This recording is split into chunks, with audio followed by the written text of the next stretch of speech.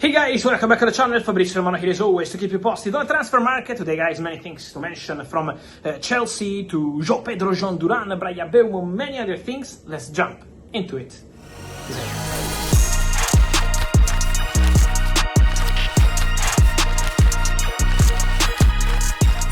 And so guys, movements on the market. Weekend, yes, but the market is not stopping the last weekend of June. And so many clubs with activity. I wanted to start saying congratulations to Monaco because it's official, the return of Paul Pogba to professional high-level football. He will play Champions League football at Monaco, 2-year contract signed today. Pogba was very emotional, so welcome back to Paul Pogba. We will be able finally to see him back on the big stage. And then Ansu Fati also signed his contract with Monaco today.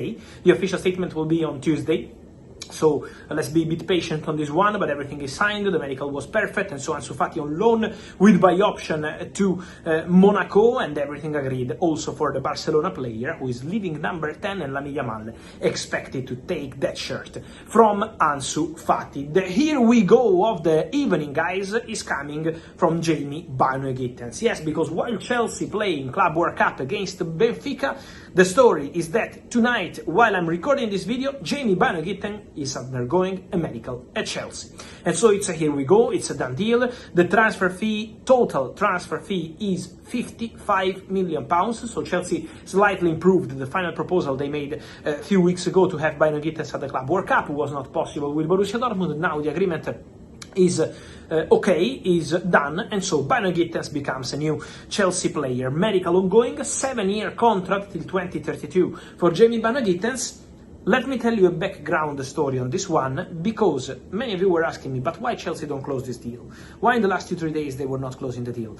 Because Bayern really thought and tried to offer important money to the player.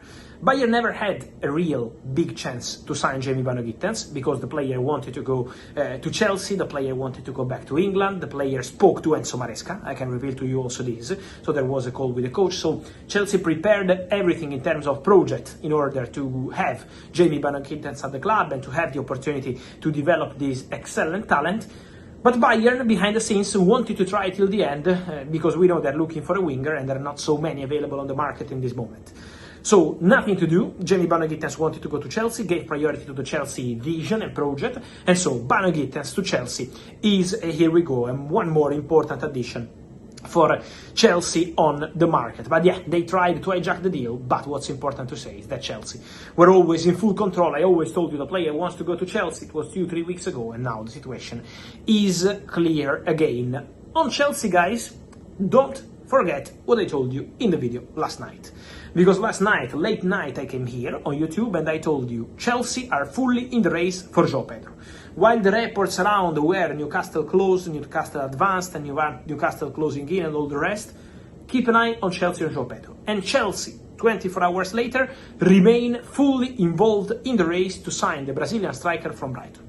Because Newcastle had a bid rejected from Brighton for João Pedro, and Chelsea remain in a conversation. Chelsea are speaking to people involved in the deal. Chelsea are in active talks for João Pedro. Chelsea are working on this one. Believe the player can be very interesting, playing and covering several positions. So João Pedro is really appreciated at Chelsea. And Chelsea are not giving up on this one. So Chelsea are fully involved as of now in the race to sign João Pedro.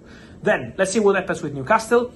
But there is also a sense at Newcastle that Chelsea are entering into this one in an important way. So remember my words from last night and again today about João Pedro and Chelsea, because this story is getting concrete, this story is getting serious, and Chelsea are there. 10 days ago I told you Chelsea like João Pedro, Chelsea have João Pedro in their list. Now we are entering into important stages of the story because Chelsea closed the story for Bynoe-Gittens and are now gonna focus on João Pedro. So work ongoing on that one. Then, guys, I wanted to mention one more on a player that Chelsea wanted some time ago, and it was Duran. It was one of the names mentioned by Chelsea internally. Again, it was a long time ago. It was an idea of swap deal with Conor Gallagher more than 1 year ago. Now the player is at Al Nassr. And for Duran, Fenerbahçe are going very strong. Fenerbahçe are really working to sign the player.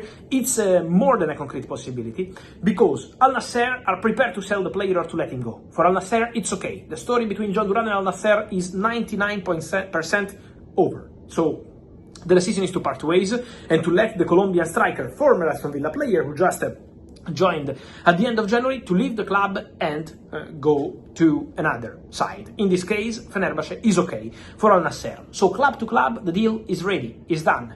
Now what happens? That the director of Fenerbahçe, David Ozek, together with the calls of Jose Mourinho, they're working to get the green light from John Duran. So negotiations ongoing, John Duran, Fenerbahçe on the contract. Jose Mourinho is involved. David Ozek, the director, decided to travel to Colombia to speak directly to the player and get the green light. So Fenerbahçe pushing on the one that would be a really important signing. A player who was almost a star at Aston Villa before leaving to go to Al Nassr, now with this possibility to go to Fenerbahçe. Really concrete, really strong. So let's follow this one. And then guys, again, many contacts and many messages today from you on the Bryan Mbeumo situation. Let me repeat once again that Man United remain confident. Man United remain optimistic. They still don't have an agreement with Brentford for Bryan Mbeumo, but the conversation is still ongoing. Manchester United, according to my sources, are prepared to improve their proposal. It's not just about numbers. It's not just about the transfer fee. It's also about the structure of the deal. Payment terms, installments, also add-ons. Easy, difficult add-ons, how to activate it. Man United are working on all these details of the deal in order to try to reach an agreement with Brentford. So talks remain underway between Man United and Brentford. Man United remain hopeful to striking a deal for Bryan Mbeumo, so conversation remain absolutely ongoing. Then we will be following all the steps of this story, but for sure Bryan Mbeumo wants to go to Manchester United. Bryan Mbeumo is giving more than a priority to Manchester United. It's a clear choice and Brentford are aware of that. So let's follow the developments of that story, but for sure Bryan Mbeumo remains a topic, a strong topic internally at Manchester United. Just to close for today on Man United, guys, also Rasmus Højlund. We know there was a strong interest from Inter, who made contact with the player side, with Manchester United since May. But what happens? Inter are signing Bonni, a young talented striker from Parma. And for Højlund, at the moment, they still don't have any sort of agreement with Manchester United. Inter wanted to start with a loan deal with a buy option to become obligation with quite easy conditions. Man United insists permanent transfer or the player is staying. So there is still a gap between the parties. At the moment, nothing has been agreed. Then Inter young striker Pio Esposito is developing very well. He scored against River Plate. And so maybe Inter are revisiting their ideas for the striker's position for next season. And so at the moment, the Rasmus Højlund interest remains from Inter. But the deal is still in standby in this moment. It's not advancing club to club, also because of Man United conditions. And so guys, let me hear your thoughts on all these stories from obviously Bynoe-Gittens to Chelsea, your opinion, and then João Pedro, John Duran, Bryan Mbeumo, and also Rasmus Højlund. Let me know, guys, here in the comments your opinion on all these stories. Also your feeling on Ansu Fati, Pogba, what they will do at Monaco. Let me know, as always, here in comments. Remember to like this video, turn on the notification bell, subscribe to the channel. See you soon with Fabrizio. Ciao.